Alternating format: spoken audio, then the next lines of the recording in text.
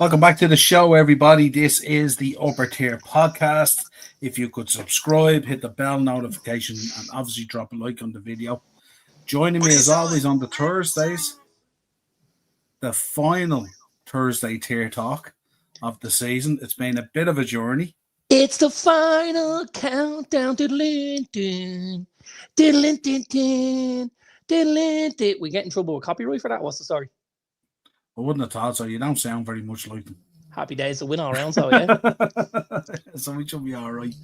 Yeah, but how are you, my friend? I'm all right, brother. How are you?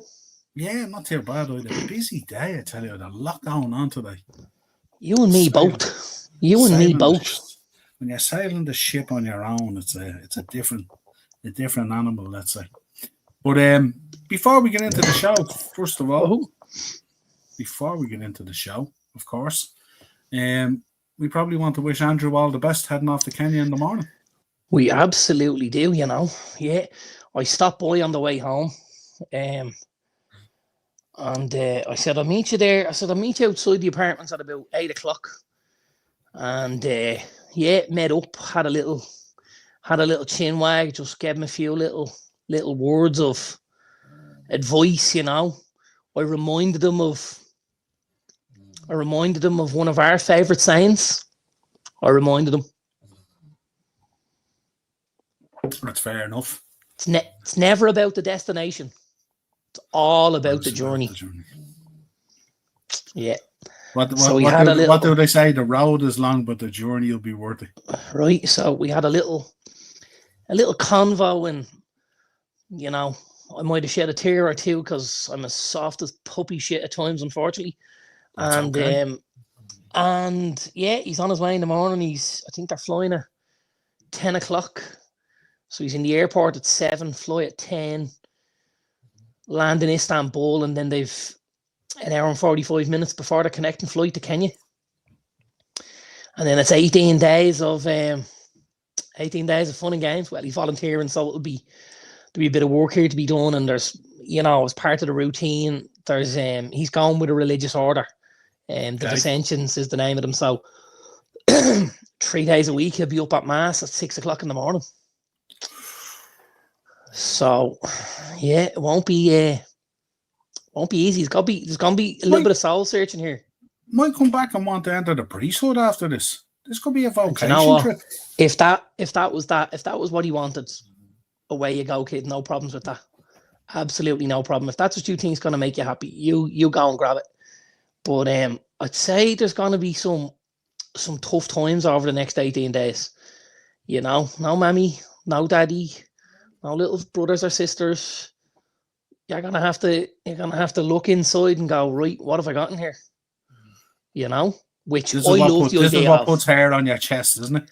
I love the idea of this. I absolutely love the idea of this. You know, I think it's great for anybody to have a look at themselves and see where they are and where they want to be and stuff like that. You know, so it gives you an opportunity to get away from the distractions of your normal life and maybe to look within yourself and think about life in general and how you feel about it and stuff like that. 100%. Yeah. 100%.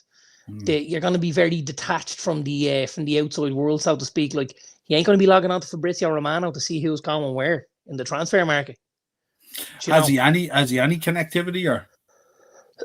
Yeah, he will. He has an eSIM and stuff like that. Oh, perfect. And I think there's going to be some Wi-Fi in the house they stay in. So there will be a little bit, but I just don't think you'll have the time. Will they have one of those old dial-up phones? I'm not sure. I'm not sure. That would be cool. I don't imagine it, but you never know. I imagine I'm going to see some pictures that are going to be, I'm going to go, oh my God, look at that. And then I imagine I'm going to see a few other pictures and I'm going to go, oh my God, look at that. Yeah. So I think you're going to flip from amazing to worry. Amazing to worry. Yeah. 100%. But listen, it should be cool. Enjoy every minute of it. Grab it with both hands. It's an amazing opportunity for him, you know. Make it what it is. Make it what you want it to be as well, you know. So get as 100%. much as you can. Come back with a greater appreciation for things as well, I would imagine. Absolutely.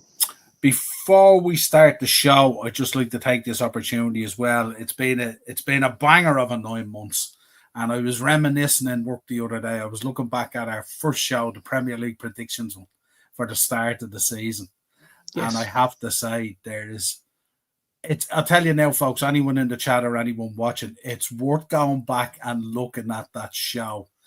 If you want to know how a couple of lads don't really know a lot about football, but have a good time doing podcasts, and go back and have a look. There's some crazy stuff in there. And listen, on top of the pile, so don't worry about it. It's good. It is good. Right. Do we not nail too much? We don't nail nothing, man. We don't nail nothing. Well, really? I'll give you a little taster, right, to let you if you want to go back and watch. I made the statement. I think we all picked Nottingham Forest to get relegated. Think we might have, yeah. And my comment on the show was, I wouldn't be surprised because I don't think Nuno's a good fit for Nottingham Forest. Now, do I remember me saying he might be a better fit for Forest than Spurs because of... Do I remember that?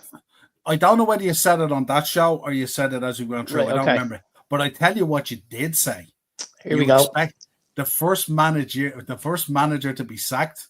Do you remember who you said? No. Who was it? Tell you? Yeah, go on. Thomas Frank.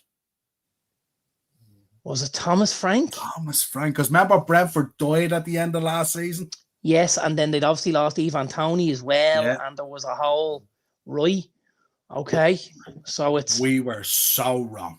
It's hands up for that one, isn't it? It's a better the only one, and I love these panel shows as well because they're cool. The only one that predicted Liverpool in the top four, because we didn't know about the fifth spot, yes, was myself. No one else predicted Liverpool. Everyone else had Liverpool either fifth, sixth, or seventh. And was that when you predicted four? Was there a little bit of I'm a Liverpool supporter here? No, it wasn't. What I said, I think, on the show was that regardless of the transition, by still holding such a strong team that fell away at the end of that season with Arsenal and City, I still expected us to have a good go, and at a minimum, I would expect we'll be top four. That's what I said. What I actually said was, I'm not going to let the players off the hook just because the manager's different. You got to put that show somewhere that's easy for me to access, so I can have a little look at it. When I watched it the other day, when you watch a show, it goes right up to the top in the For You section. Okay. You can't miss it anyway. You can't. It's detailed. Because I'm gonna when I get into bed after this, I'm gonna put it straight on to have a little.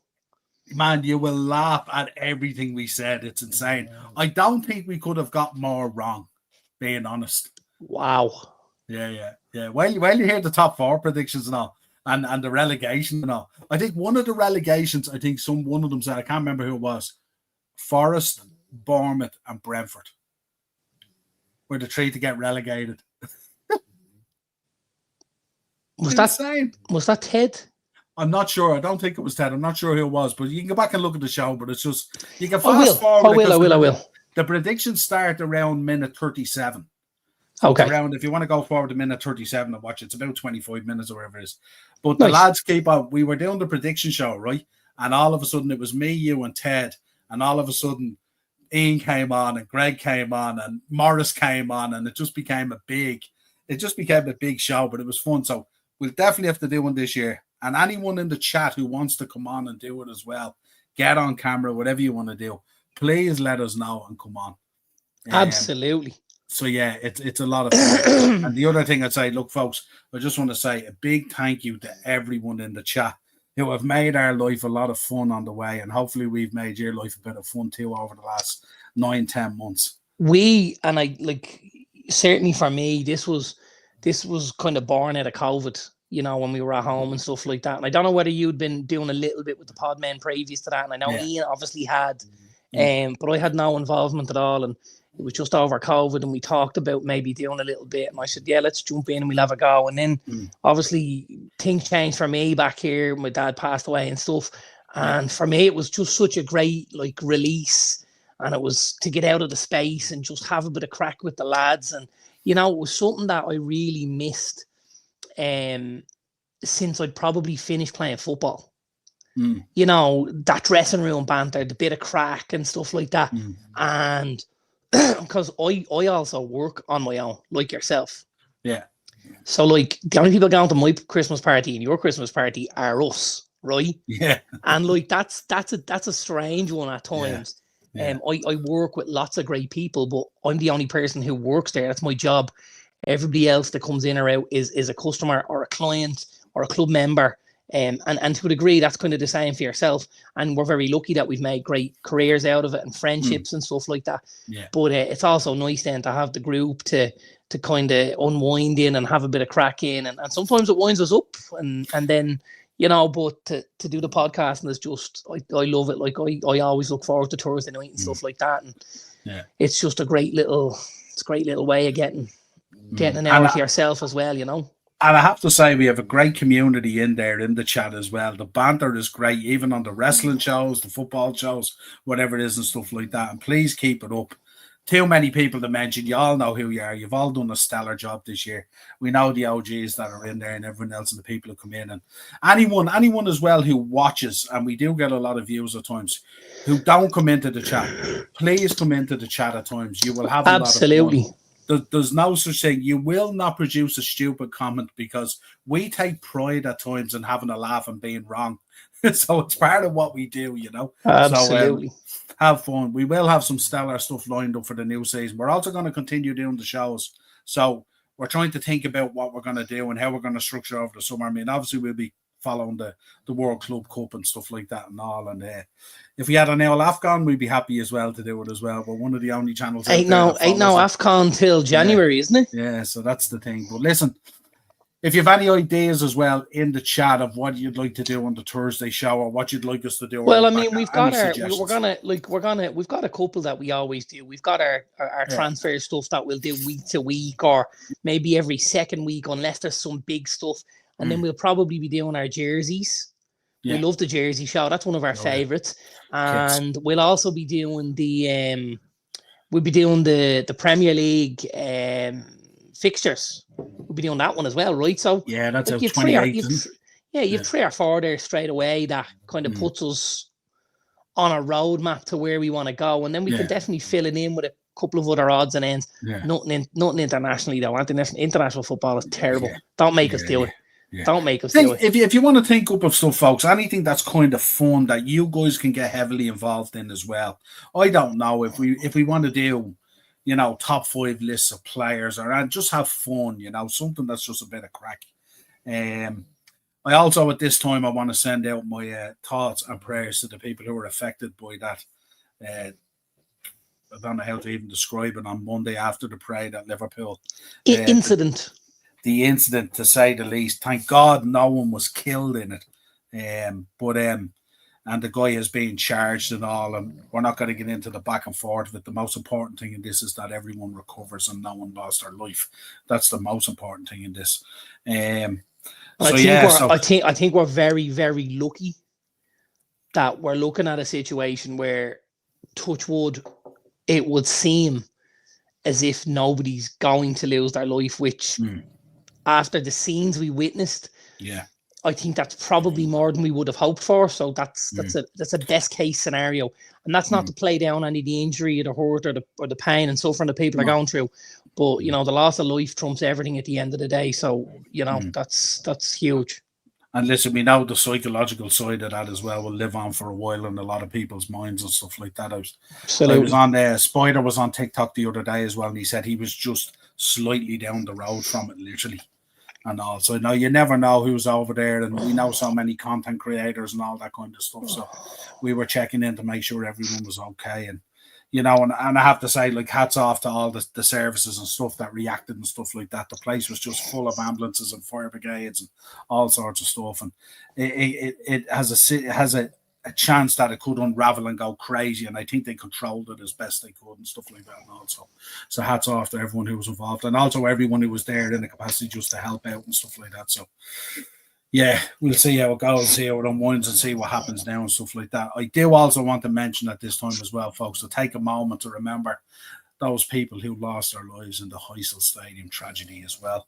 40 years on, I think it is now. May the 29th, 1985. So another tragedy in the history of the club and in the history of football and stuff like that. And we always remember these ones and all these people who have lost their life. Very sad people who go to a match and don't come home.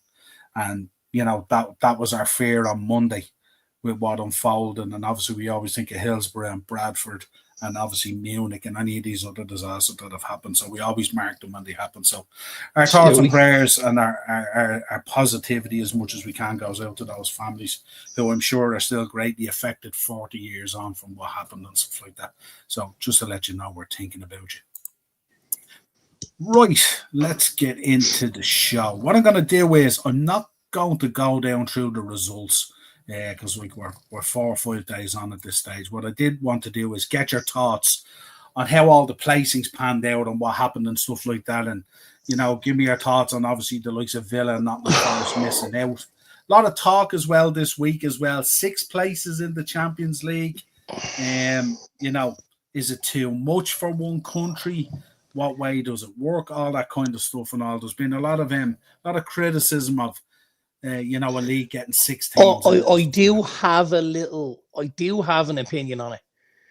And I do think that 6 is a lot.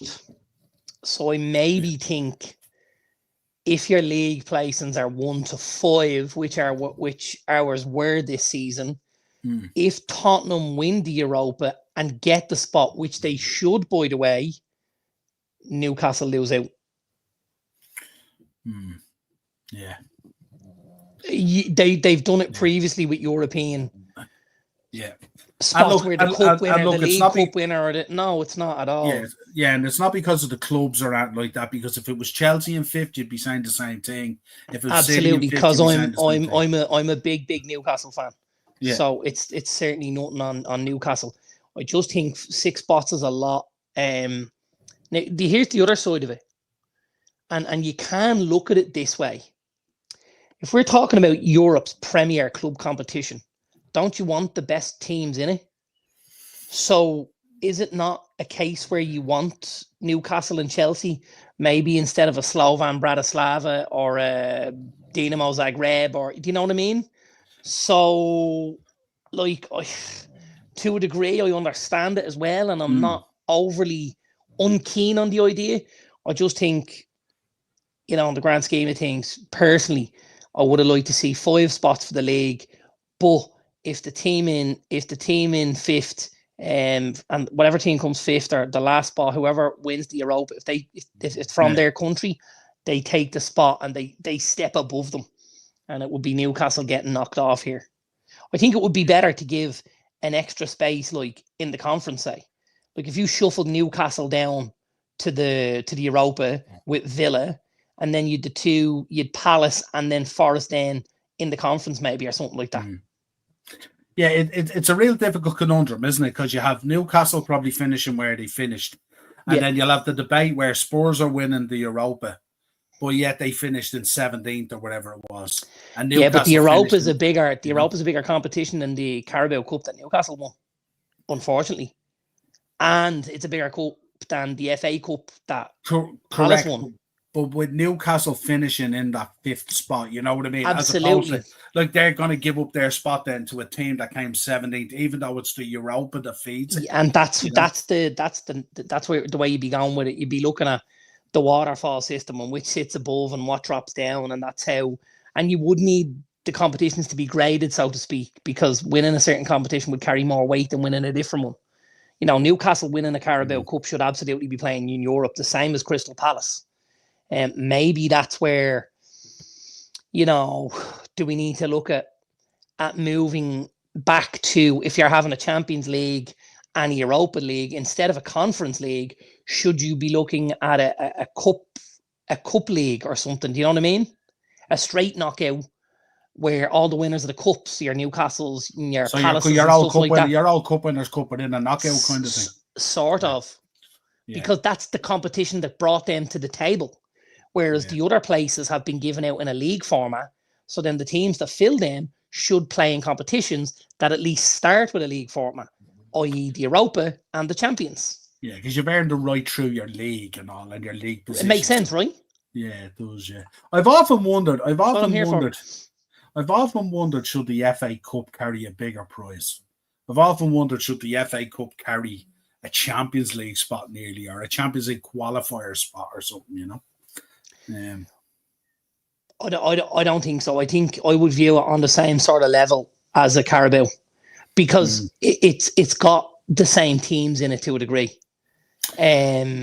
But obviously, we revere it a bit bigger than a Carabao Cup. Obviously, we do, but you could possibly do it in a way where it was leveraged financially rather than, with the Brucey bonus of what's going to go there. Like if we started attaching 10 million to the FA Cup, don't tell me it wouldn't get more popular all of a sudden.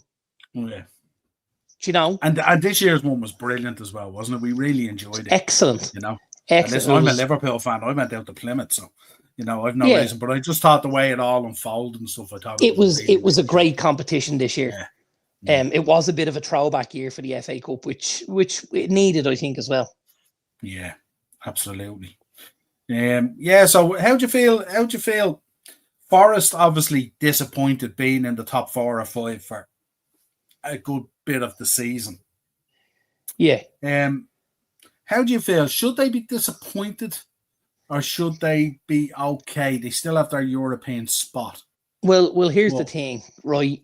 If anybody offers Nottingham Forest Europa Conference League football in August, they take their hand off, right? Well, based on last season as well, yeah. They take their hand off. So that if that was the goal, now there has to be a little level of frustration where, that was the goal. There, you could taste it.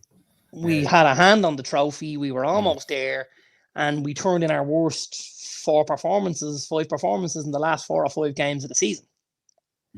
Now, here's the thing. If they had have happened in the first 5 games of the season and they swapped out the results with the last 5 and the first 5, they'd have still fallen short. Yeah. It's just the momentum stopped a little bit sooner. And that's where, people will say, oh, can they feel a little bit aggrieved? Think if I'm Nottingham Forest, I got to look at that European spot and say, do you know what? This was a win. This was a huge win. Let's keep our head down. Yeah. Let's try and add and build to what we've done.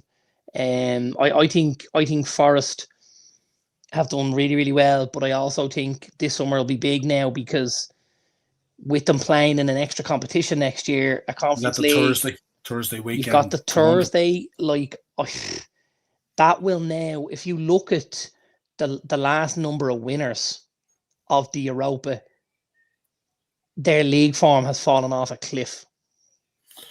Yeah. Because they don't lend themselves to, and I suppose the risk for Forest is if it falls off a cliff, it might fall too much off a cliff. And all of a sudden, you could end up back in that championship because you've had a year in the conference. Yeah. I don't know, and I think I said this before. I don't know if I'd like to see somebody like Forest being able to give that spot up and saying, we think this might be too much for us. We have a certain squad, we have certain parameters that we can live within. We think adding this into our mix is going to make it exceedingly difficult for us in the league. And for us, our bread and butter should be the league. So we're going to stick for now instead of twisting and ended up back down where we came from. Do you know?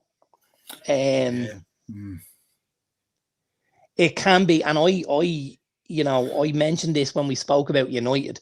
The 2 biggest issues I had with United winning the Europa was, number 1, it was papering over the cracks because you've all of a sudden got a trophy in a Champions League spot that wasn't warranted or merited to a degree.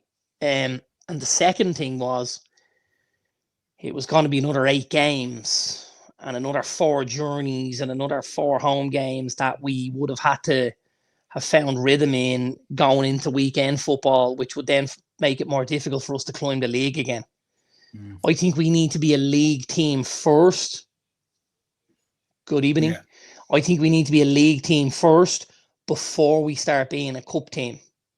And I think that's maybe something and you would understand from, maybe the 90s where you were looking up and you got a sideward step at a prize or a cup or this or that, which was great. And you pick it up and you take it and you go along. But you're still looking up going, we're not getting any closer to where we want to be. Mhm. It's deflecting our attention away, and that's something I was keen to avoid. Yeah. Yeah, I suppose it's the balance, isn't it, between what you have to do with the squad and how you circumvent all those games and all that additional pressure, as opposed to getting the riches of it and stuff like that, and how that impacts you in terms of players and attracting players in, and you know, easing the pressure from a financial Well, point of view and I stuff like mean, that. you've seen today that not having European football has gone against us in the race for Liam Delap. He's obviously chosen Chelsea, and he's spoken to United, Newcastle, and Everton, and he's told them, unfortunately, lads, I'm now homing in on a move to Chelsea because they can offer me what I want and stuff like that. If you were his agent, right, and forget about the fact that you're a Man United fan, if you were his agent, you've mentioned 4 teams there, who would you have pushed them towards? Liam Delap, Newcastle, all day long. I would have thought so as well, yeah. All day long. Callum Wilson's deal is up there at Newcastle. They're having discussions about whether they'll add the year on. But the issue is they want to add the year on and incentivize it massively, because for a huge amount of the season, he's not playing because of the injuries he's picking up. And we spoke about this previously, not with Wilson, but in general. And being available is going to be a commodity very, very soon. It has been, but it's going to get even more of a commodity because of FFP. You can't be paying players to sit. And Newcastle as well. Newcastle have the Tuesday, Wednesday weekend conundrum as well. So if I'm Newcastle and if I'm Callum Wilson, I look at that team and I go, right, I've got Isak ahead of me, but that's not a huge problem, because if Isak is playing Champions League games away in wherever he's going on a Tuesday or Wednesday, I get the rotation of the Premier League game. That's 8 games minimum the season. Then you've got the other 6 games that Isak won't be fit for, maybe 8. All of a sudden you're at 16 games. He will play Carabao. He will play FA. He's going to have 40 games under his belt before he knows it. He's going to be playing in one of the top stadiums in the country at with for me, probably the best support in the country, and with an eye on some prizes. You know, and I think you're learning off a guy like Alexander Isak too, which is invaluable, because at the minute in world football, Alexander Isak is absolutely up there at the top of what we have as strikers. He's absolutely up there. If we name the top 5 strikers in world football right now, I firmly believe Alexander Isak will be in there. Now, out and out strikers, not Salah, because he's not a striker, not wingers, not Vinny Juniors. No, if I'm talking 5 strikers, I have Alexander Isak in the top 5. Straight up 9s you're talking about. Huh? You straight up 9s, 100%. Straight up 9s, yeah, absolutely. Straight up 9s. In. Niall, who's going to get Wirtz? Oh God, man! You know something? I couldn't even look at this today. This just has my PTSD on Caicedo and stuff like that and all. I presume at this stage we've done the deal. We were booking a medical and stuff like that and all. So I presume something is pretty much done and dusted at this stage, you know. So I don't know though. But I think the Alonso link is huge here, isn't it? Yeah. This is obviously and the elephant in the room. You've got 3 huge advantages. Not advantages. You've got 3 huge issues here. You've got Real being Real, and having the opportunity to cherry pick what they want.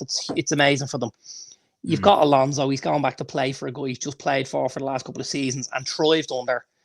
And then from the Madrid side, like, you get Bellingham out of that number 10 position. You get him back in as an 8. You could end up in a situation where you have a Valverde at 6, a Bellingham at 8, a Wirtz at 10, an Mbappe at 9, a Vinny on the left, and a Rodrigo or an Arda Güler on the right. And you're just like, lads, are we playing FIFA here? Is this? And behind that, you've got Trent. You've possibly got Rudiger. You've got the boy, the Benfica lad, Fernandez. And you've Courtois plus a centre-back, probably Militao. And you're like, are we back to Galacticos almost at this stage? I think we've got to be pretty close, right? Absolutely. This is my fear. I'm just hoping. That we sold him the project. I mean, we turned his head on Bayern. So we'll see. We'll see. I'm not. And look, I always say unless he's standing there holding the jersey, I don't really. I find it hard to get excited because there's been too much disappointment. So we shall say, yeah, spot on, Dino. Absolutely, yeah. Second, third, fourth, fifth. It's just definitely is. Palace in the Europa, yeah, absolutely fair play to them. And that's another team that's going to be very interesting to see how they handle it. And to see how they handle what they need to do in the squad. Because, and who they lose. Right? Because, like you've obviously got Mateta. There's going to be eyes on him. You've got Sarr, which will have attractors. You've got Eze. You've got the boy Adam Wharton. You've possibly got the boy Munoz. You've definitely got Mark Gahey. And dare I say it, possibly even Dean Henderson. Like, that's possibly 70 our first team. The people will have eyes on going, how do we get these out? How do we make a move? How do we, and any one or two of those pieces that leaves, they're so hard to replace. They're so hard. Look at how long in the season it took for them to replace Michael Elise, and he was one piece of the puzzle. If you lost 2 or 3, that could be a lot for Oliver Glasner. I think what probably goes against them in terms of not losing some of the pieces is the fact that Parish will price them so high to the point where people are looking at it and go, that's too much. Listen, we know he's going to do it with certain players. The issue is how many of them have buyouts. Many of them are clever enough to know if I insert a buyout clause here, at least it gives me an opportunity to get out at a certain level. And that's obviously where the likes of a Liam Delap or a Matthias Cunha were very clever in their deals, because they're 2 players that are leaving for a level that clubs are comfortable to deal at, Yeah. Big up, Everest. Appreciate that. Yeah, obviously we're on a time frame here that suits both of us really to be able to do it, So, otherwise, although I've often thought, could we do like a Thursday morning one? Well, we could, right? Yeah. We absolutely could. Yeah. Yeah, I've often thought that. Dom Perez, yeah, haunting, yeah, Jesus Christ. I can't even, something? Dom Perignon. Yeah, I didn't look at any social media today in relation to Florian Wirtz. I just Jeffrey Slupp looks like he's the other lad was the boy Dean Huyson, who's just gone in. He's the other centre back. That's right. Jesus, lads. Yeah, it's mad. Shadow play, with all due respect, fuck Real Madrid, the disease of European football. He's a Real boy, Dino. He's a Real boy. That's his club. Sure is. That's his club. That's his club. He loves Real Madrid. Dino's feeling like me, a bit nervous about this. Just get him holding that fucking jersey. Isaac will go to City when Haaland eventually goes to Madrid. I'm not sure. I think at that stage Pep would be out of the building, wouldn't he? Oh, and I'm also going to make a bold statement. I'm going to make a real bold statement. I think if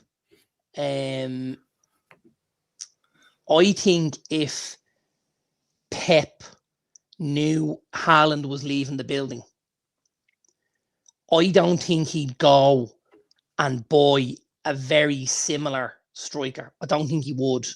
I think Isak is quite similar. I don't think he would do that. I think at times Pep realises that although Haaland is a goal scoring machine, he maybe doesn't bring as much to the table as Pep would like in the game situation. Yeah, I think when Pep was thinking about him and bringing him in, he brought him in purely to put the ball in the back of the net.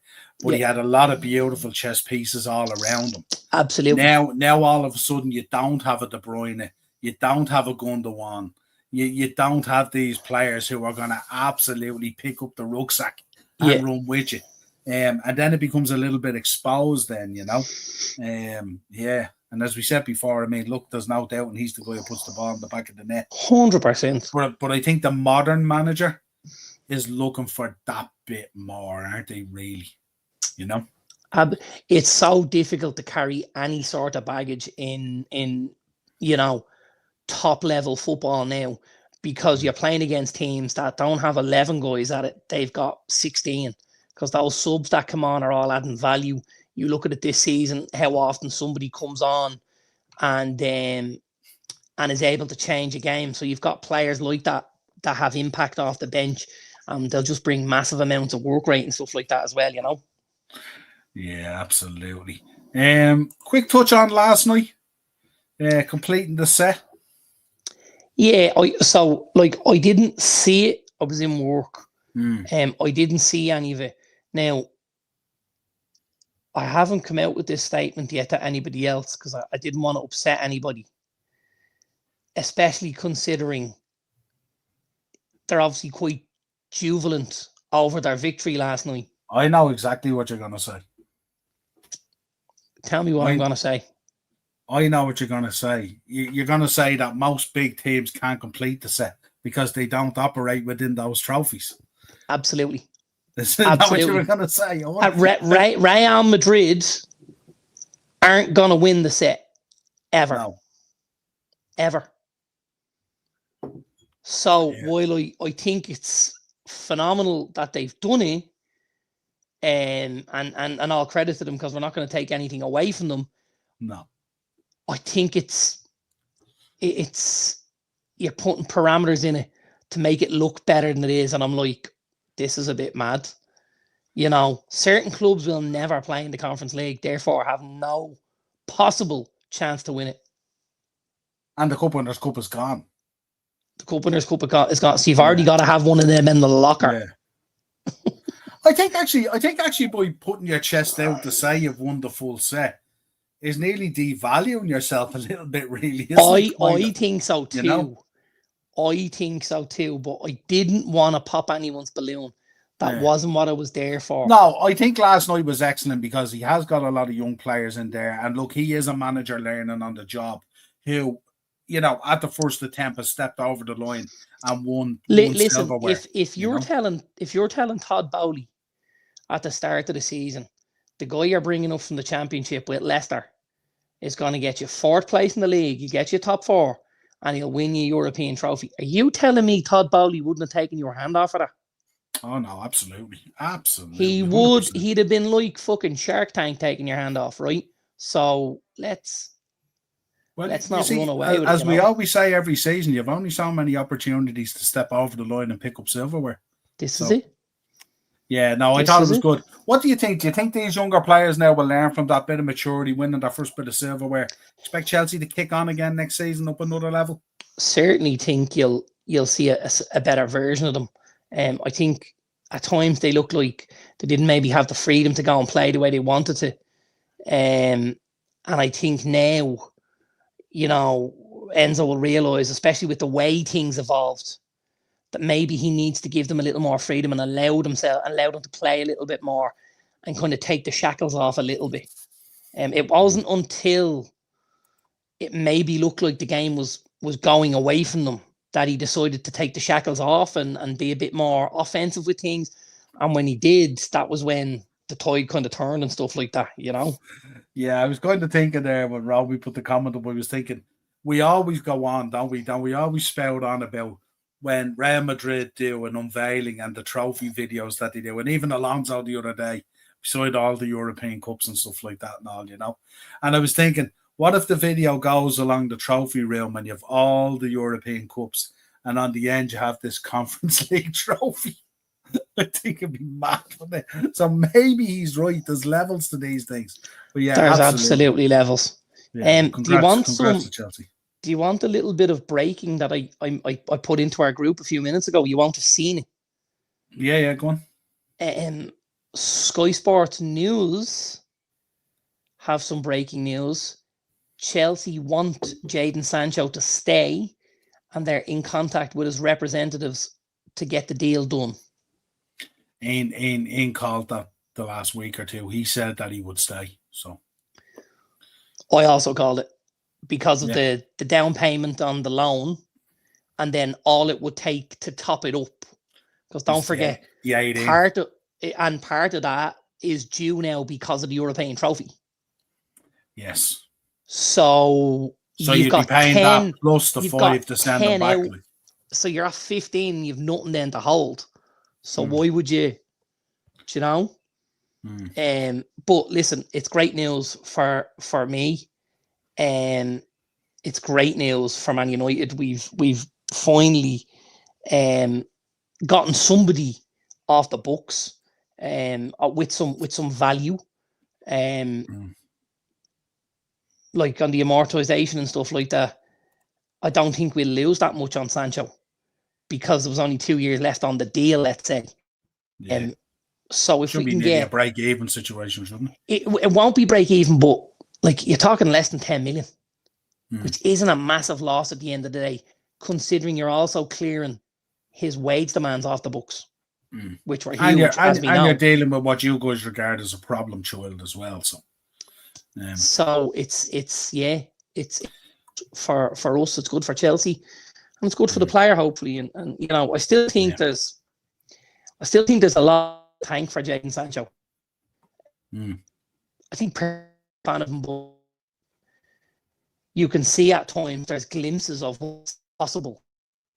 The issue is the glimpse here is often knows what way things could go at Chelsea. You know? Yeah, I think so. Right, what else I want to do? What you make on Sunday? I thought it was kind of a nice little touch. We got a double guard of honor, which I thought was pretty cool because I can't imagine it happening too often to lend itself to do it. You've got well, at one stage, the FA Cup used to land after the last day of the season as well, don't forget. So that would have made it very, very difficult. But nice for both teams. Really, really nice for both teams. Obviously, Liverpool at home in front of their fans, getting their moment in the sun. COVID robbed them of that, and it robbed the fans of that. And I'm a firm believer that, you know, they had waited a long time to lift that league title. I think this one will feel even sweeter because of how they lifted it. This one nearly feels like the first one we've won back. I think so. It nearly felt like at times nearly that we didn't win the other one back during COVID. I think so. Yeah, I agree with you, and I don't think that's right. But I just think, you know, I think it's with the way COVID was and obviously the trophy presentation and stuff like that, it made it very difficult for the fans to get the enjoyment out of it. And don't forget, and we say this all the time, football is all about the fans. It's all about the fans, and it is nothing without the fans.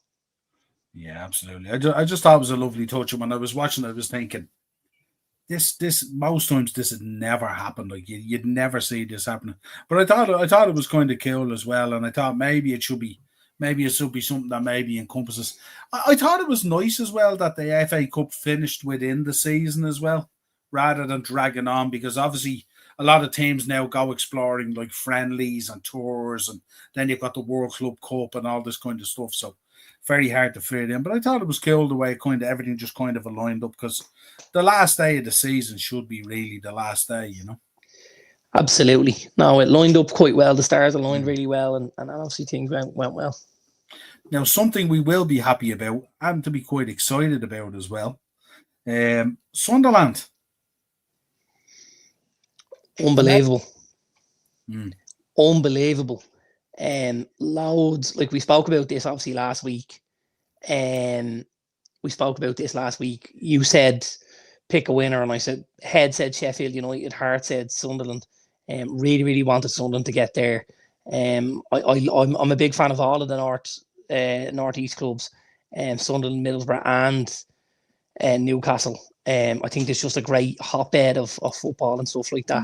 And I think, you know, going in to see that rivalry next year will be really good. Now, I do expect Newcastle to dominate it, but that doesn't mean it won't be nice to have it there as well. You know, it's nicely placed though, isn't it? 54, 53, sure and 49. Is. Yeah, sure is. And what have we got? We got to mention the boy Watson, obviously, who got the winner. Because I don't know whether you heard any of the background to this, but Brighton have actually signed this lad already.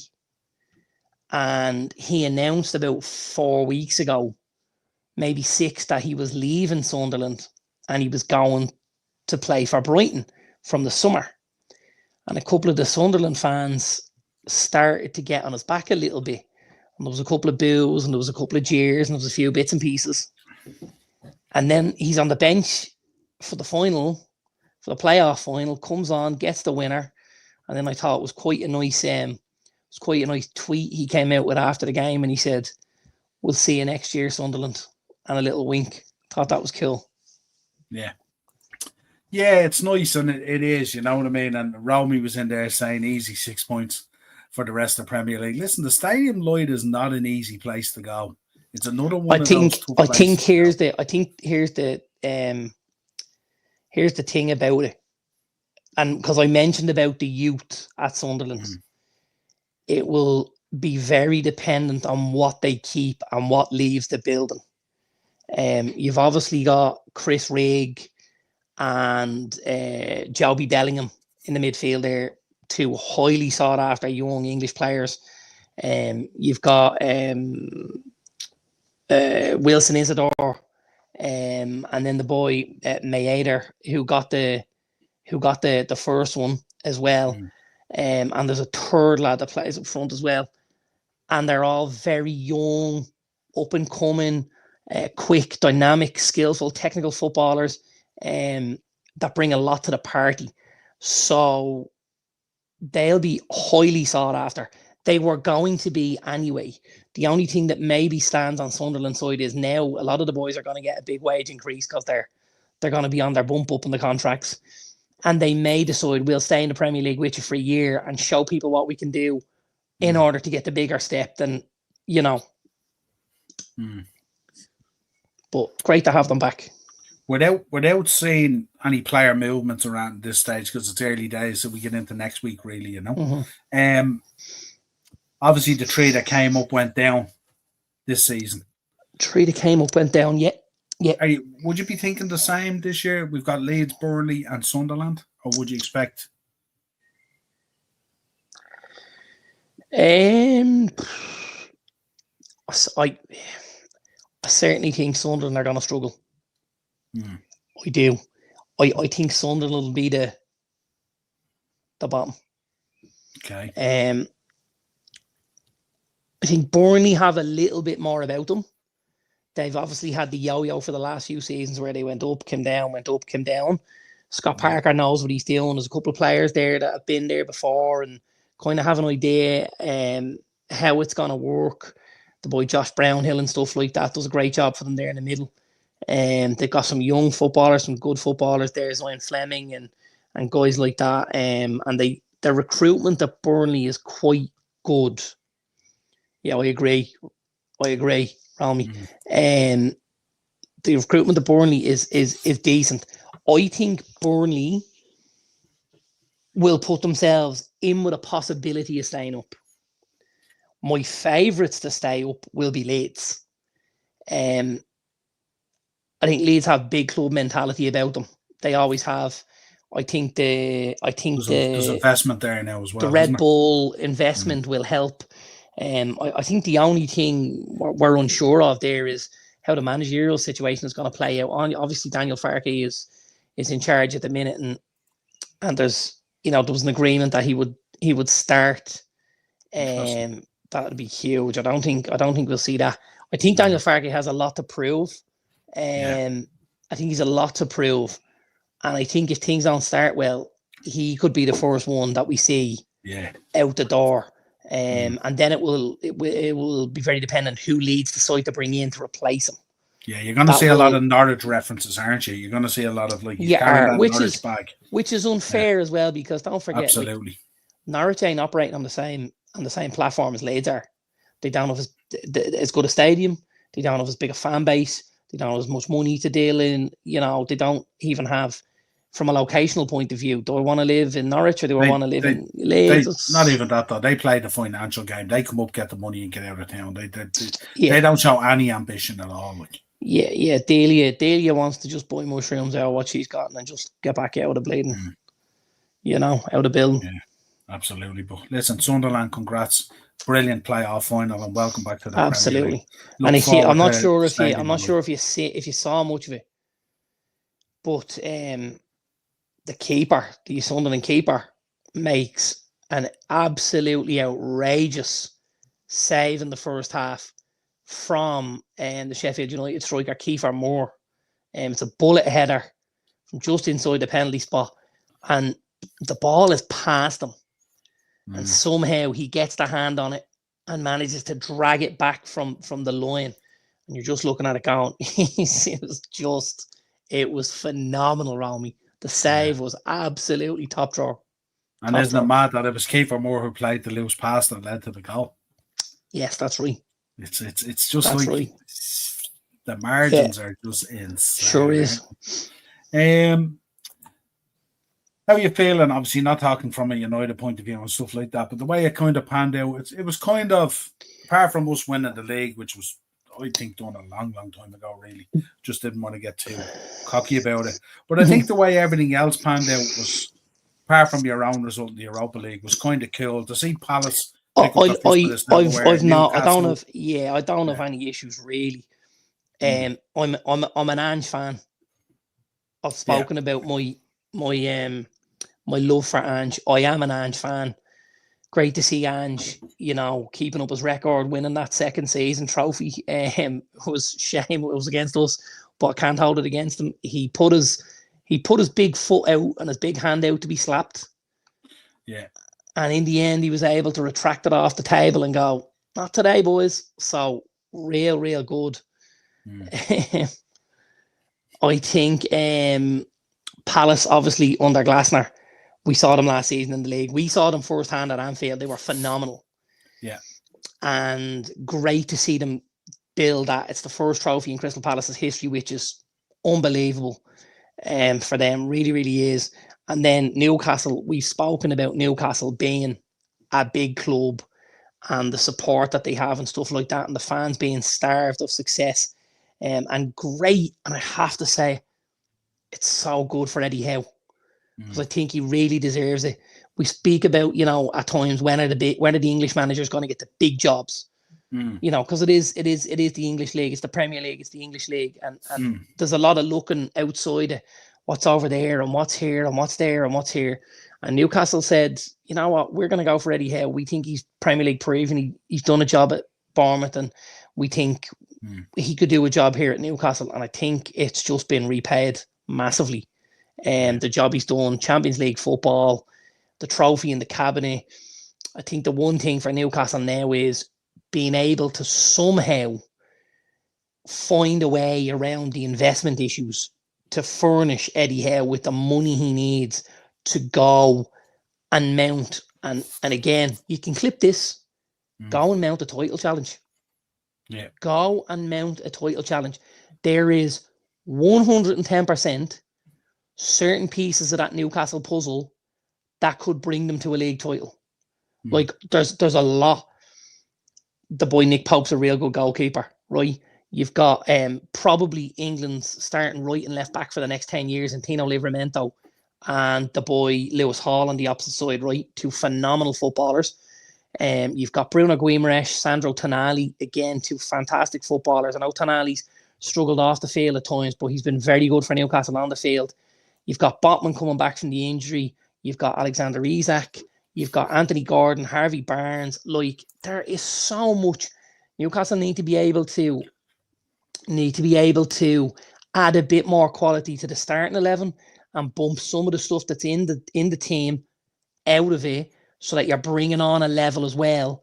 And all of a sudden, with that crowd behind them up in St James's Park, Newcastle could be a force. They could be a force, but they need money to do it.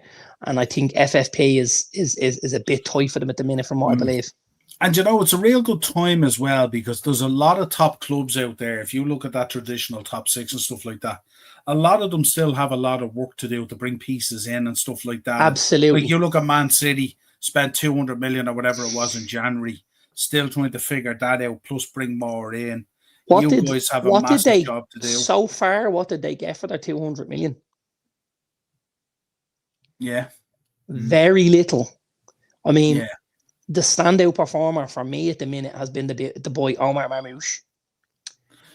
And even he hasn't reached the levels that we thought he might reach. Now, that's not to say next season, after having 6 months under his belt and stuff like that, he's going to play in a very different team next season. You're going to have Rodri back in the fold. You're probably going to have the boy Nico Gonzalez and Marmoush behind a Haaland, which are two wingers. So it will look different and stuff like that. But like City spent big in that January transfer window. And I don't necessarily see yet what they got for it and how it helps the squad. The boy Kushanov had a poor debut for about 10 games afterwards. Was phenomenal for them. Was really good. Didn't put a pass wrong in 10 games. Yeah. And towards the end of the season, can't get in the squad. And you're going to spend nearly 50 million on this kid. He's gonna have to like this idea of playing with 4 centre backs. He has to change that. That for me is just, I think it just doesn't give them enough. And I think when you bring in a boy the quality of Marmoush, he needs that quality around him as well to unopen stuff and, to open stuff and, create situations and stuff for him and stuff like that. You see a lot of his play prior to going to Man City and stuff like that. The amount of movement and running off the ball and the opening of spaces to create opportunities and stuff like that is massive. And they're linked with a lot of talent so far. And probably need it. I mean, what do you think? Do they need another 250 million of players? Possibly. Well, how do you replace Kevin De Bruyne? That's your first. That's your first. A different way, don't you? That's your first issue. Yeah. Jack Grealish will leave. You've got a couple of lads there at the back that will probably be, if not eyeing an exit, thinking we might not get the game time here. Like Nathan Aki, for me, is probably on the chopping block. The boy Sergi Gomez that plays left side. Walker won't play for them again. Ederson and Akanji I think will probably end up as the squad player alongside your Stones and your Diaz and maybe another one or whatever. But like they're heavily linked with the boy Tino Livramento at Newcastle. Yeah. They're heavily linked with Morgan Gibbs-White, who I think is an unbelievable footballer. So I can see why they would look, in that direction. And I saw them linked with somebody else, and I thought, wow, that's also huge. I'm trying to think who it was.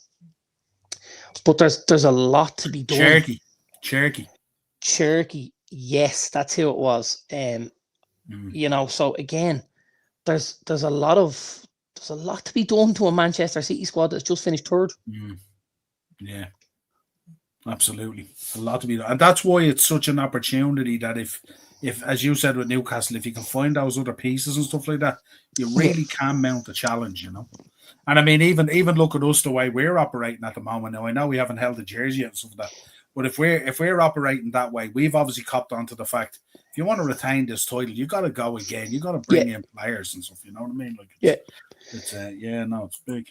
I'm going to answer that. Sorry. Oh, sorry. Go on. Yeah. Ted wants to know what I think Newcastle need most. I think they need a 9 when Isak's not available. They've played the boy William Asula a few times, and he hasn't been the answer. And Callum Wilson just hasn't been able to stay fit. So I think they need a second option at 9. And I think the other thing they need is they need another centre-back because they've got Byrne and they've got Botman and they've got Schär, but Schär is getting to the end of his shelf life. And what a player. Now we know, and Newcastle know they need a centre-back because they'd 70 million on the table last year for Mark Gahey. That's right. Yeah. So, I think if you're looking at Newcastle, it's the spine, the centre backs, maybe another centre midfielder, a little bit more creativity, and a 9. And I think if you can go with that spine a little bit, I think Newcastle could be involved. I really do. Yeah, it's having that squad, isn't it, to deal with the That's the midweek squad. weekend, midweek Absolutely weekend. the squad. It's always going to be the squad, because what you take off the bench has to be enough to have impact. And the problem is, if you're bringing on, an Emil Kraft off the bench, forget about it. Hence, I don't think they should be hanging around with Wilson either. You know, absolutely not. I think they should cut their losses at this stage. Yeah, just let it go. And put it into something else. Now, I know Howe is a big fan, obviously, from his Bournemouth days and whatever, but I'm not sure. Then knows him, news coming out, sources that the Verts deal is almost done. Oh, I wish. How does, and this is for you and Dino, how does Verts coming in change how you guys play? Because obviously you've got Salah on one side, and if we say that the other side is a Diaz, let's just say it's Salah and Diaz, right? Yeah. Are we at a point where, I think Dominic has to stay as the 8. I think he was brilliant as the 8, right? So then does that mean McAllister ends up at the 6 and Verts ends up at the 10 and you have your 9? Or is Verts ending up as your false 9 and you keep Gravenberch, Szoboszlai and McAllister behind him? Do you know, I think he'll probably test both options. Okay. I think he'll probably test both. Yeah, it's an interesting one. It's just he'll bring probably a level of quality that we're missing. And also he'll bring, hopefully, a level, looking at how he operates and stuff like that, he'll probably bring a level of GA as well that we're missing. So there's a huge amount of creativity there. A huge and see the issue that we've had this season, although we ran out league champions and stuff like that, the reliance on Salah is huge, and you have to kind of alleviate that a little bit and spread it around just a little bit more, And I think that's probably what they were looking at as well. Plus the fact, he's there. Do you think any of the 3 boys' places are under threat? Like Gravenberch, Szoboszlai and McAllister? Well, Gravenberch has been linked with a move away, wasn't he? And also Cody Gakpo heavily linked with Bayern Munich today. Yeah, but listen, he'd end up coming in and replacing Leroy Sané, who looks like he's on the way to Spurs, right? Yeah. But I think the issue is, are you going to push Verts out to the left? I don't think he'd want that. I think he'd want to operate more central. He absolutely needs to operate more central. Yeah, so and I think that's why they'd buy him. Then you're looking false 9 or 10. And if it's 10, who moves, Dominic or McAllister? Because they've both been excellent for me. It'd be Dominic. I think, who would move. And you'd have Dominic back out then. Would he go to 6 or would he drop out? No, he would probably drop out the bolster squad and bench and stuff like that, I think. Wow. And I know that's a big call, and I know work rate is huge, and I know, look, listen, this is not disrespecting Dominic Szoboszlai in any way. I think he's been at times this season fantastic. But I think in using him, you use him in kind of a different way. Because you got to remember we've got 2 fullbacks potentially coming in as well, who are just electric going forward. So if you're a team and you're looking at those 2 boys overlapping and absolutely running the wings, and then you've got that mix in the middle, and then you've got Salah ahead and either a Diaz or a Gakpo. I suppose there's a decision to be made on Núñez and Jota, although I've seen some Liverpool fans saying maybe Núñez should stay in there, that if you bring a Verts in, he could be a very different player. Maybe. I don't know. I'm not too sure on it. I don't think Darwin Núñez ends up out in August in the Liverpool squad. He can't. Yeah, I wouldn't have thought so. And Jota obviously with the injuries as well. It's a tough justification, which means and then we've been heavily linked with the boy Ekitike, is it? Is that how you pronounce it? Hugo Ekitike. Yeah. So we've been heavily linked with him as well. So But we shall see. From a and we don't always use this metric. I do because I love it. From a fantasy football point of view, Alexis McAllister scored 121 points this season in fantasy football. Dominic Szoboszlai scored 144. Yeah. So I've had Dominic Szoboszlai in my team for quite a long time. The only 2 Liverpool players that ever got into my team were Dominic Szoboszlai. Sorry, I lie. Whereas I had Salah and I did have Trent at one stage, and I've had Szoboszlai for a huge amount of the season. I think his goal involvement as GA is very good. You know, between his own goals and the ones he creates. But at the same time, I'm like, do I take him up over McAllister at the same time? I'm not sure. Is there a worry that as you start to bring in Frimpongs, Kirkes, Verts, let's say, 3 super footballers, that we lose something a little bit, that we unbalance the team maybe slightly? You know, I think it's highly unlikely that they all work to the max, because that never happens, right? Yeah, you mean they all kick from day one kind of thing? Not even that, but that you get the level of what you expected out of them. Yeah. Do you know, like let's look at your last couple of pieces of business, right? Was Gakpo the last player you bought? Okay, no, sorry, Chiesa. Yeah. We forget.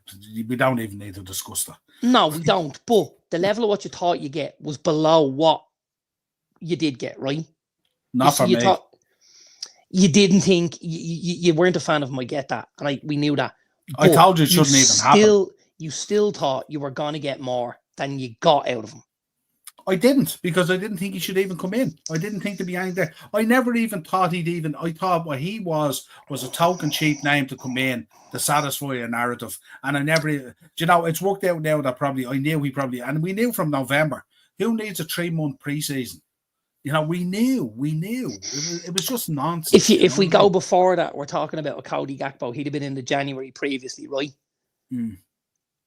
So at Gakpo, again, if we thought he was going to get to here, he's probably about here. He's below where you thought. Now, this isn't uncommon. Don't forget. This happens, right? Some players you think they'll get to it, like Andy Robertson. You probably expected him to get to here. He went here. He's an exception to the rule. I'm saying to you, with the 3 lads coming in, we do expect a lot from them because of, obviously coming in to replace Trent, maybe a Frimpong, Kirkes on the left-hand side, you're probably bringing in the best left back in the league, and then the rule of thumb is these days, if you hit 60%, if 60% of your targets that you get in work out, you're winning. Right, so 60%, you've got 2 out of 3. Yeah. Right? So does the other one, whoever it is, do they unbalance things slightly? Like, where we were saying, like, no, let's just say, for instance, Kirkes hits and Frimpong hits. Yeah? Let's just say. And let's just say Verts is the one that doesn't hit. And then you've shuffled the deck to get him in, and it doesn't land. You've paid all this money, right? Where does that leave you? Well, see, it leaves us with a situation where we're not changing things so drastically that we can't kind of revert. And I think that's been an issue for Slot this season at times as well. He hasn't been able to kind of make those adjustments at a level that he wants to. And I think what happens is sometimes he looks at a bench, and no disrespect to guys on the bench and stuff like that, but you're looking there to change a game. You're bringing on a Darwin, you're bringing on a Jota maybe, who's this injuries and all this kind Bit of stuff. spent at this stage, poor John. And what happens is, what I kind of like about the approach at the moment as well is, we're not being sentimental to it. If Harvey wants to find a new club, that's what should happen. If Curtis Jones isn't good enough, that's what should happen. Listen, they've had enough seasons now to find their ceiling. If they haven't found it at this stage, we're just rolling the dice again and again and again. And listen, left back, we spoke about left back all season. That was our exposure most of the season. They've moved to bring Kerkez in. Let's see who goes out. Is it going to be Robbo or is it going to be Costas? Let's see. I don't know. Let's see what happens. I mean, I said at some stage in the season, I said we actually need 2 left backs. Yeah, and I think Robertson sliding out and being the second choice, and obviously, bringing him on with 30 minutes in a game, the certain level of quality, the experience he brings. He's going to keep a certain level, yeah. Absolutely, and the boy Kirkes will be the first name on the team sheet unless you're home against Burnley. And he needs a day off because I think a lot of this planning and a lot of what Hughes and Edwards and Slot have gone through, I actually think the Plymouth game in the FA Cup was the eye-opener for everyone. That's what I think. Because if you look at that team that played that day, there was guys who people at that time would have regarded as being at a certain level of quality, and they were a disaster. An absolute disaster, you know what I mean? And I think that game in isolation, when you look at it, showed that we were incapable of shuffling the deck and maintaining a certain level of quality. Now, listen, hats off to Plymouth on the heart they showed on the day and all that kind of stuff. Absolutely. But that kind of level that we're at. It doesn't take away from the fact that you're Liverpool and you'd have expected to go and win the game, regardless of what you put on the pitch, right? Yeah, and listen, I've no problem with a player at the level of Szoboszlai or of McAllister coming off a bench at times and stuff like that and stuff. That for me is brilliant. It is for you, but the two issues you have, one, is the player happy? And 2, what's the balance like with, with your team losing that player and gaining the other? Like if a Florian Wirtz goes in, your creativity goes up. But if a Dominic Szoboszlai comes out, maybe your work rate and the amount of ground you cover in the game goes down. So it's finding the balance between, this is difficult for all teams. I suppose it depends as well. Depends as well a lot on how you drill it and how you train as well, Sometimes when you bring in a quality player, he can lift. Like the one thing I like about real good quality players is they tend to lift players around them as well. So, so that can be used within training and within an opportunity and drilling and all to make potentially a Dominic Szoboszlai a better player. Obviously, he plays in a different way and stuff like that. Well, he can only be better provided he's on the pitch, don't forget. Because if he's got the shove, I think in different situations against different teams and stuff like that and all, I think they'll be clever enough to have a part to play. I think this year, I just think it was difficult because you're looking at the bench and, you're looking at Darwin and you're going, is he really going to impact the game at times and stuff like that? And you just, it's listen, I'm happy to see that we're moving the way we're moving. I wouldn't necessarily want, like in times we've gone out and we've gone 2 players and we needed that third one to kick on or that signing in January to kick on and we didn't do it. It looks like this time we're out of the traps real quick. I said it to you the other day. I said, I think they'll try and tie up Wirtz and all before this 10-day window and all. And then you've obviously got Queeveen heading out the door as well. He's linked heavily with Brentford. Yeah. The boy Mark Flecken is linked with going to Leverkusen for Eric Ten Hag. Yeah. And we've got Marmadashvili coming in, so it'll be interesting to see how that works out with Allison as well. Well, I mean, I'm sure he's going to be told you're at the bare minimum the cup keeper, right? You're playing FA Cup, you're playing Carabao Cup, and is he looking for Champions League games as well? Well, he stated himself that he feels he's a number 1, so we'll see what way that works out. I think pre-season is going to be very interesting in terms of the goalkeeping situation, to see how the boys hard to believe that there's any conversation to be had around Alisson Becker. Absolutely, and it's here. It's not conversation from me in terms of that, but I think everything evolves. This is right, and it's all about knowing when's the right time to cut the cord. Yeah. And maybe there's a case for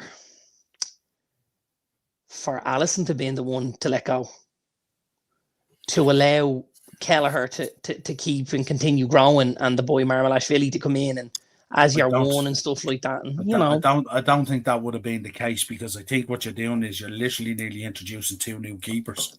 Even though Quivin has played a lot of this season at times when obviously Alisson was out, but I think that would be a big roll of the dice now, I think. Anyway, Jamie, big up Jamie. I seen some of your footage from the parade the other day and stuff like that and all. And listen, I was just so happy that all you guys were safe and that kind of stuff and all.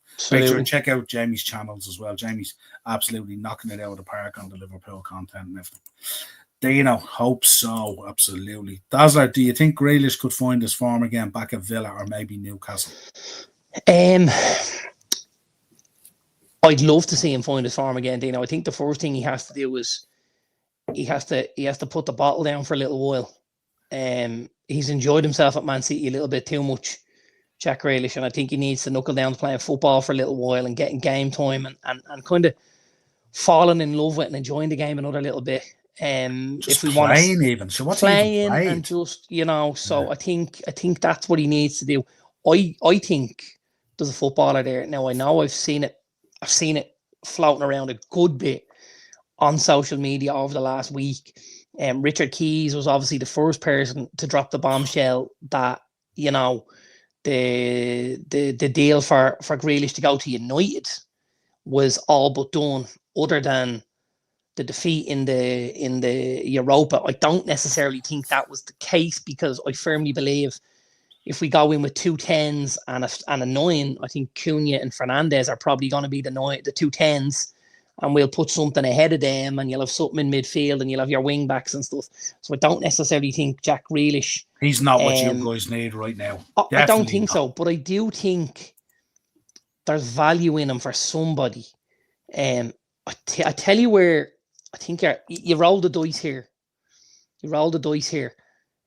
If you're somebody like a West Ham who needs a bit of creativity, who needs that maverick with the ball at his feet that can unlock a defence and do something, Jack Grealish could be a great fit. The only issue is I'm not sure if I want to bring Jack Grealish to London. I think that could be very, very dangerous. Yeah, be whatever the wages is, plus a full membership to the Ministry of Sound and all. Yes, so but I do think there's a lot there from it. Could you see a Leeds trying to take in a Jack Grealish? Jeez, Leeds is kind of a party town as well. With that, but with that good Red Bull money come in. I don't think so. I think be a maverick in that team in the number 10 position. And do you know what I think Grealish needs? I think he needs to move away. I think his reputation at the moment in the UK, I think, kills him at every level, because Emery ain't gonna have any time for it. Eddie Howe certainly wouldn't have any time for it. I don't think so. No, it's too much to be involved in when you've so much going on. And listen, I think a lot of the moves. Jack Grealish, we know as a footballer how good he can be. He's a super footballer. But he's also the kind of guy, if it goes the other way, he'll cost you your job as a manager. I think a lot of the clubs he would fit at, I don't think they're a good fit for him. Spurs, West Ham, do you know what I mean? I think they're the kind of places Grealish could thrive, but I also think he ain't going to be cheap either, is he? I also think, do I want to be a Spurs throwing money at Jack Grealish to come to London? It's just so dangerous. Do you know something? I was looking at the wages today of the Sporting wages. Have you ever looked at the wages at Sporting? Lisbon? Yeah. Have you looked at how little those guys are on? It's fairly minute, all right, yeah. It's insane. And it's mad. Like, it's just... And I'm just thinking, like, if you want to bring a Jack Grealish in, he's going to cost you a wedge, like,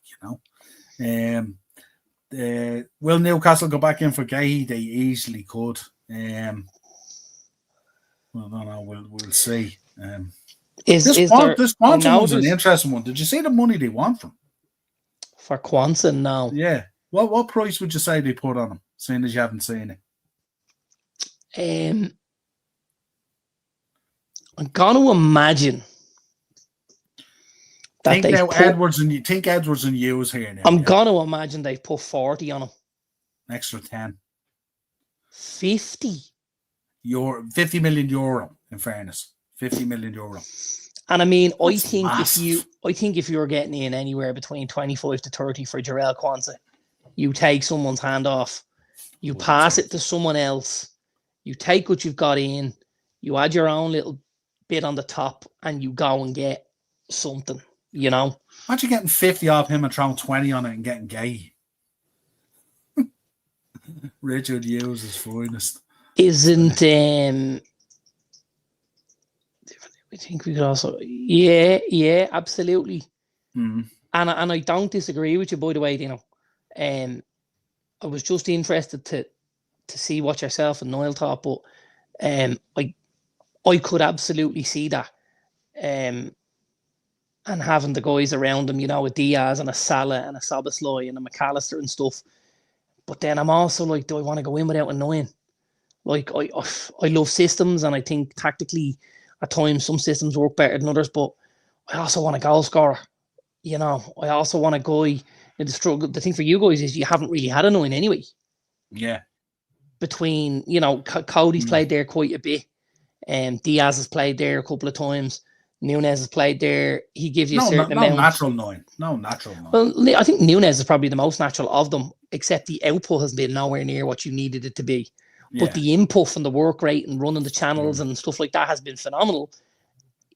It's just very clear and evident the lad, you know, the 6 inches between his ears don't work. He's, you know, he's missing a couple of sandwiches out of his picnic. God bless him. He's not annoying.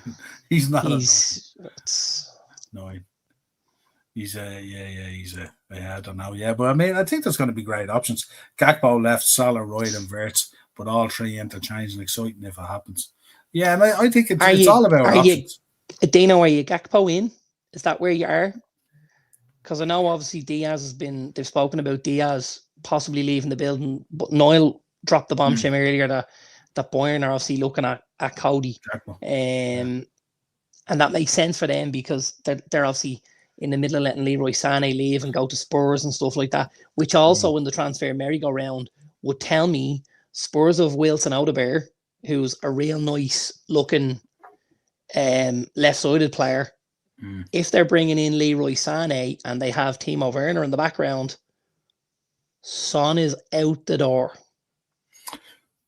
Well, that time has come anyway, has it? Would we not agree? It's not that I wouldn't agree. This is a good time to go now. You've won silverware. I just think it's difficult to cut ties with certain players, and I think it will be difficult for Spurs to step away from Son. I think it will be the best move for both parties, by the way. Yeah. I think he's won a bit of silverware. He's done his thing. Because I don't see the trajectory. You know what I mean? I think if he hangs around, he's going to smell out the place to the point where they're vilifying him, you know, that kind of way. That's all. Big up, Brian. How are you, pal? Good to see you. Right, let's get a quick. What are you thinking on this Champions League this Saturday? So I do have two trains of thought here. I do have two trains of thought, and I was thinking about this earlier because obviously we spoke about doing this tonight, and I was saying, yeah, okay, we're going to do that, and I started going back. Now remember, we've turned out to really, he's just about done to Arsenal now. Do you know how happy that would make me? Apparently, Arsenal have they're going for Šeško as well, aren't they? Benjamin Sesko is Arsenal's top number 9 target. Did you hear about the loggerheads between Berta and Arteta about this? Oh, I didn't. Massive. Apparently, Berta's all in on Victor Gyökeres. Okay, and there's war level apparently. Wow. Okay. There you go. That's tough for what's going on behind the scenes there, but you know, it's not something that doesn't happen at a lot of clubs. Let's be honest here. I think, and here's what I'm going to say to you. I said all along, my dark horses to win this were Inter Milan. I said this in January. If I'm right, is that right? At the end of the league stage, yeah. Yeah. So that's where I thought this would end up with Inter. I'm not gonna change that. However, I'm just gonna sprinkle in. I'm gonna play the little Paul Heyman Joker card here. What if the game is a stalemate? What if we get to extra time? What if we get to penalties? The PSG goalkeeper will be one Gianluca Donnarumma from the opposite side of Milan. And don't forget, he was booed out of Milan when they realised he signed the contract with PSG on the free deal, yeah? Is there something poetic about Donnarumma stopping Inter Milan from winning this on Saturday night in a penalty situation? There is, isn't there? Absolutely. You hadn't thought of that, had you? Absolutely. The only thing I would say about that is I think Milan are more educated in that pressure cooker than PSG. I think this has Milan written all over it. I think they've built and built and built to get to a level where, you know, it's up there for them. But I just think you've got that one. I've got that one little. You know what it is?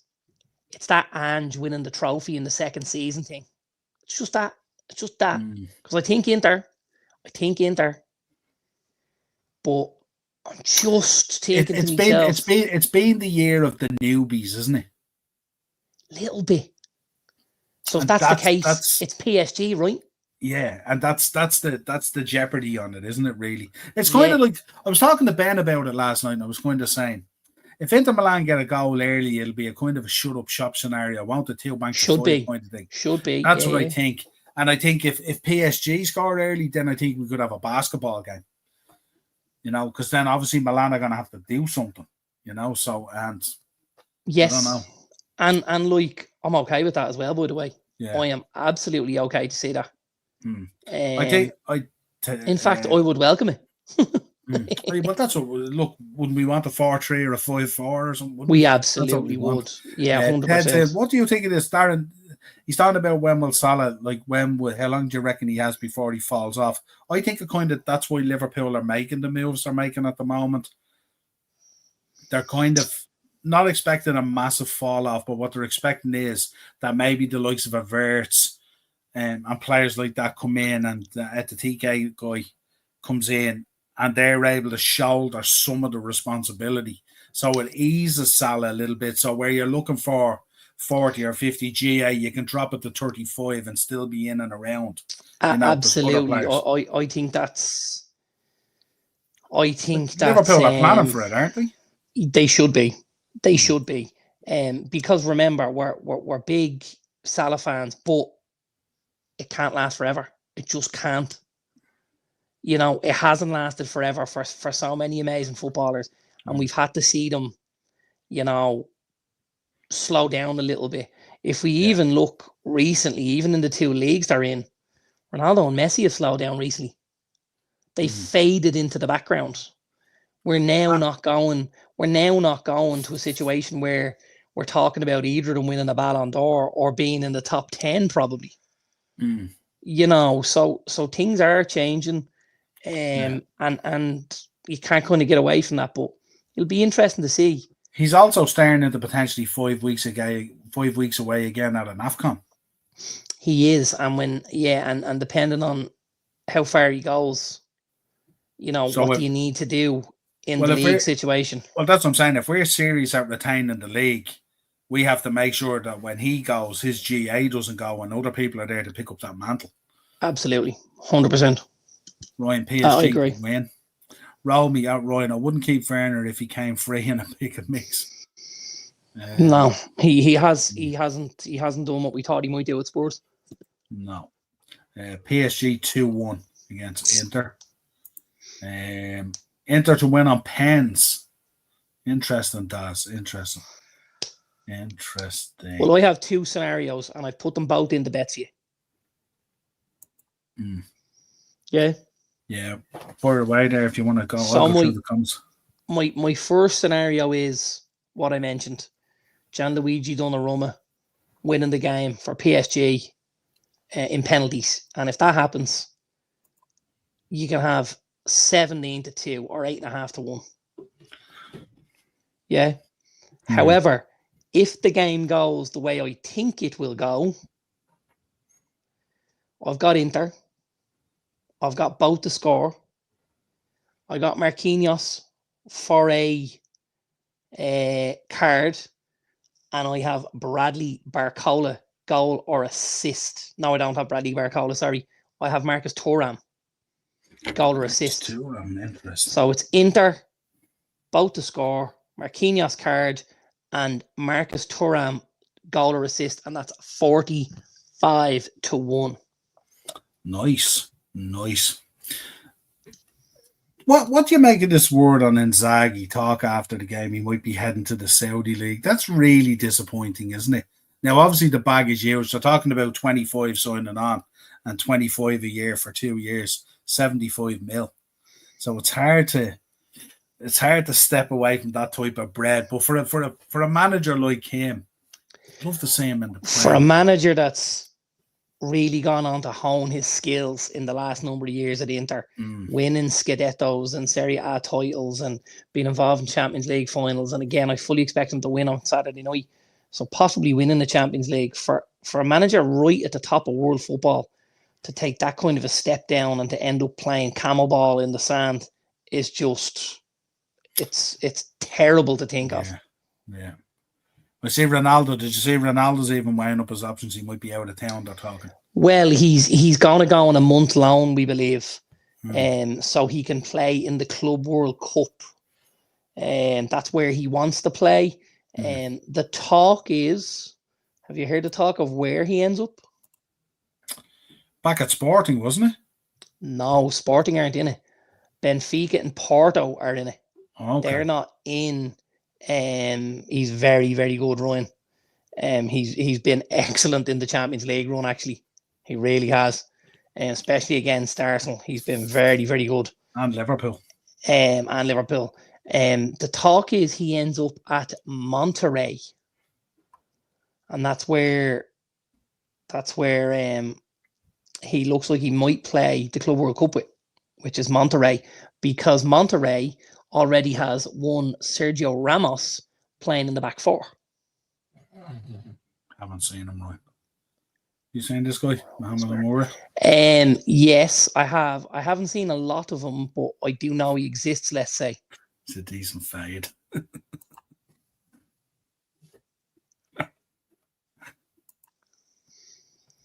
Go on. Right. I'm hoping I think Wolves' recruitment has been quite good, Ryan. If you look at the players that came off on Sunday for Wolves or finished the season for Wolves, yeah. If you look at the recruitment, I would say Wolves have done very, very well. Agbadou, the centre back, very talented centre back, looks really, really good. Aït-Nouri obviously has come from France, Le Havre. You've got the boy Menezzi in the middle, along with Andre. You've got Cunha who came in. And then even from the bench, you got Strand Larson, who's done very, very well. And the boy Bellegarde, who's been another super footballer.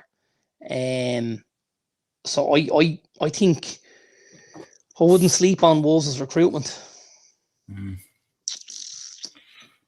He was winning the Club World Cup, Dazzler.